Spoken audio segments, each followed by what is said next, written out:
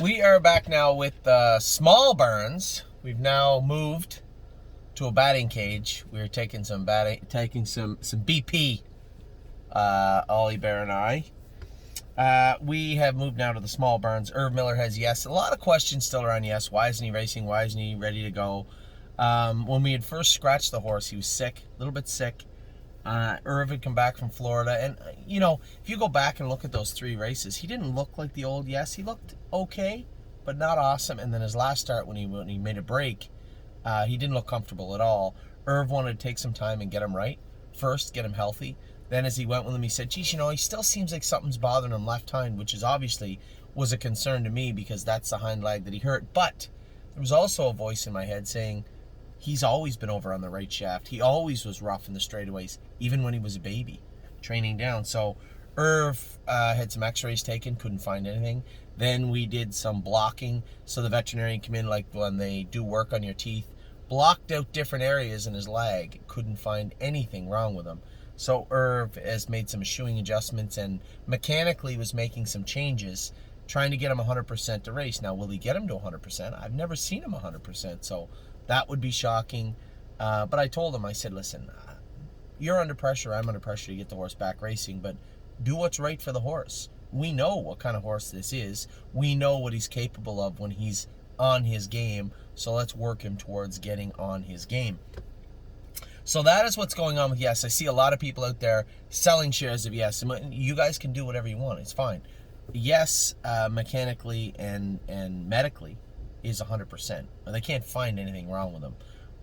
I suspect he'll come back to what we have seen, 100% of Yes.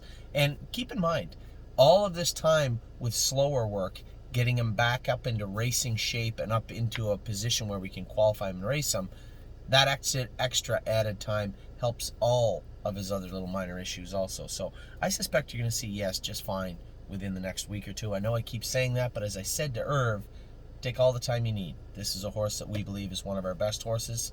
Let's allow him to be. Mark Beckwith, we did sell Cyrus Blue Chip and Broadway Roll. Pretty obvious why. I don't think there should be any shocks there. We are sending Sweet Ambitions to Mark Beckwith. Yes, she hasn't got there yet. The shipper can take her first of the week, he told me. So I'll be talking to Mark today about her. Hopefully they'll have her in to go next week. Perfect Record, a week off. He had jumped on his foot, I think he said, or he just wanted to give the horse a week between racing, training hard, and then he made the break on Wally Hennessy last week. He wanted to give him a week off. Certainly have no issue with that. The only thing I said to Mark was, this is a particular horse. You go with Perfect Record. You don't need to put other people on him. You drive Perfect Record. So Mark Beckwith will race him next week. So admirable. A lot of questions around this filly, right? Is she as good as we hoped? Did she look good? First start, she looked terrible. Made a break halfway down the lane, rough down the backstretch. Mark Beckwith is an excellent horseman and said, hey, Anthony, do you mind if we make some changes? I said, Mark, you're training the horse. You do what you want. Pretty simple. So he had changed a lot of gear on the filly, a lot of shoes on the filly. Qualified her 56-2, I believe. An incredible mile. He said he was very happy with her. He said she's still not there yet, but she's getting there. I like to hear that. She fits a maiden. So I think a maiden and onwards too. She is in to go this week. So excited to watch her race. And as I said, Sweet Ambitions will be joining the Mark Beckwith stable. Also, Jim King, first start, he made a liar out of me. I said, I'd be ready in a couple of weeks. He had him in to qualify 3 days later. Qualified him well. And then still, I still haven't talked to Jim in quite a while, but finished second in Harrington the other day and looked good.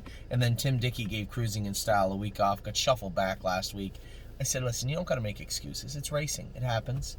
And we'll see how Cruising in Style does in the coming weeks. So yes, he'll be back soon. Be back going soon. Perfect Record, so admirable. Sweet Ambitions. Things are looking good in the Saratoga Plain Ridge area.